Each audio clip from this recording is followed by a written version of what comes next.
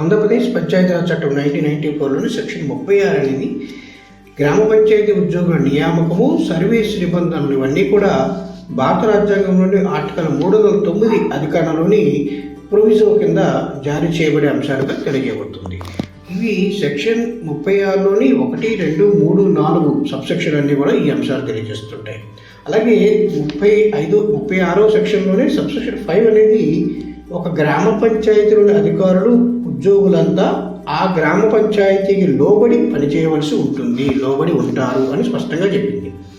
అలాగే ఇందులోని సబ్సెక్షన్ 6 అనేది ఈ యొక్క గ్రామ పంచాయతీ సమర్థవంతంగా పనిచేసే విధంగా రాష్ట్ర ప్రభుత్వం ఎప్పటికప్పుడు గ్రామ పంచాయతీకి కానీ, పంచాయతీ అధికారికి కానీ, ఉద్యోగికి కానీ తగు ఆదేశాలు జారీ చేయవచ్చు.